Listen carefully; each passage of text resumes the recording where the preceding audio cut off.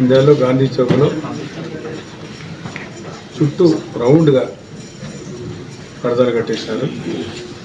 ఆడ డివైడర్ల మీద చుట్టుపక్కల గ్రామాల నుంచి వచ్చేవాళ్ళు కానీ ఇండియాలో ఎక్కువ హరిజనవాడికి చెందిన మహిళలు ఎక్కువగా పాపం వాళ్ళు కూరగాయలు అదేవిధంగా పూలు ఇలాంటివి అమ్ముకుని బతికేవాళ్ళు. వాళ్ళు ఉదయం తెల్లవారు 5 గంటల నుంచి 9 వరకు వాళ్ళు ఆ డివైడర్ మీదనే రోడ్డు మీదనే అమ్ముకొని బతుకుతూ ఉంటారు. కానీ ఉదయం 5 గంటల నుంచే వాళ్ళందరినీ తరిమేసి ఆ స్థలంలో పరదాలు కట్టేస్తారు. చుట్టుపక్కల కొన్ని షాపులు ఉన్నాయి, మంచి కూడలి. ఆ షాపులు ఉండడం వల్ల షాపులన్నీ బంద్ చేసేసారు, రోడ్డు పోనీయలేదు. అదే కాకుండా బస్ స్టాండ్ వరకు కూడా నాకు తప్పనించి ఎవరికి ట్రాఫిక్ తీసే వాళ్ళ ఎవరు ధర్నా చేస్తారు, ఎవరు భయపడారు. సాయిబాబా దేవుని దగ్గర ఆపు చేశారు. ఆడ నుంచి పద్మావతి కల్పనా సెంటర్ బంద్ చేశారు. పక్క సందులన్నీ మూసి పారేసినారు. మళ్ళీ బస్ స్టాండ్ వరకు నేను మళ్ళీ ఎందుకు లేదు మళ్ళీ డిస్టర్బ్ చేయాలని నేను బస్ స్టాండ్కి వెళ్ళిపోయినా. మళ్ళీ మీటింగ్ పెట్టుకున్నారు, డిస్టర్బ్ అవుతుంది అని ఇటు పోతే ఆడ బంద్ చేసినారు.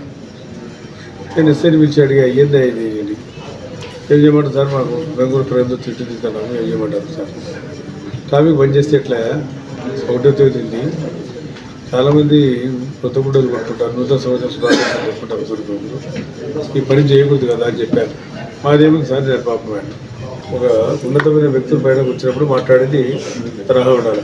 ఛాలెంజ్ చేసి తులసిరెడ్డి గారు మీతోనే ఉన్నారు, మరి ఆయన క్యారెక్టర్ గురించి మీకు తెలుసు కదా, ఆయన బయటికి పోతానే ఆయన దుర్మార్గుడు అయిపోయినాడా, ఆయనతో ఫ్యాక్షన్ పెట్టుకుంటావా, ఆయన స్థానికుడు అయిపోయా ఫ్యాక్షన్ పెట్టుకోవాలంటే నీ నుంచి మోసుకోవచ్చు చాలా, అవన్నీ వద్దు కదా. మీరేమో నాకు తెలుసు, మీరందరూ పత్రికా విలేకరుగా ఉంటారు, అలివు అందరు కూడా ఎవరో ఒకరి కూడా అందరూ బతికి ఉంటారు.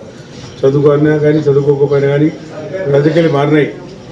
రాజకీయాలు గతంలో ఏ రకంగా అయిన వాళ్ళు ఉన్నారు ఆయన చెప్పాడు తులసిరెడ్డి. రాజకీయాలు ఇప్పుడు ఎటువంటి వాళ్ళు వచ్చినారు, డబ్బులు నెట్టోళ్ళు ఫ్యాక్షన్ వాళ్ళు వచ్చినారు. మారినాయి, మారుతూ ఉంటాయి. ఇంకా కొన్ని రోజులు పోతే ఇంకా మంచి కాలం కూడా వస్తుంది. అది వల్ల సరే ఫ్యాక్షన్ పెట్టుకుంటారు, నేను ఫ్యాక్షన్ చూస్తాను ఈ మాట చెప్పకూడదు సుబ్బారావు రెడ్డి గారు. తర్వాత 27 తర్వాత మనం ఇప్పుడు శాసనసభ్యులకు నిలబడతా ఉన్నా, మళ్ళీ చంద్రబాబు నాయుడు గారు అవకాశం కలిగించారు. కాబట్టి మనకు సొంత కావాలని డిమాండ్ చేసి ధర్నా చేసి టికెట్ తీసుకోలే.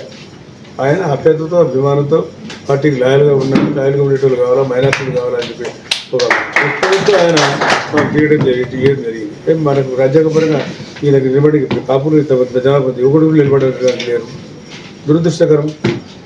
మైనార్టీలో ఎవరు నేను ఒక్కరి ఉండా, నేను కూడా నిలబడకూడదు అనే కాడికి వచ్చింటే ఈ తల్లిదండ్రులు ఆ ఊరు లేదా, ఏమన్నా చాన్మాడ నుంచి వచ్చినారా, లేకపోతే మన నందిగడ్డ నుంచి వచ్చినారా, 2 పేటలు కూడా లేవు కదా.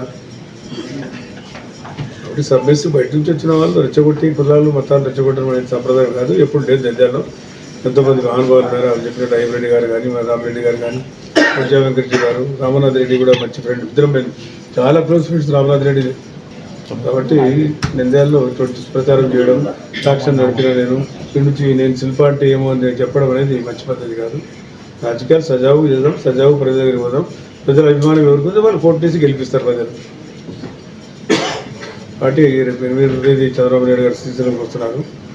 9వ తేదీ ఆర్లగడ్డ కూడా సమావేశాలు ఉన్నాయి, అది కూడా మన జిల్లా చైర్మన్ పార్టీ అధ్యక్షులు కూడా చెప్తారు, దాన్ని కూడా క్లియర్ చేస్తే సరిపోతుంది. Okay, thank you.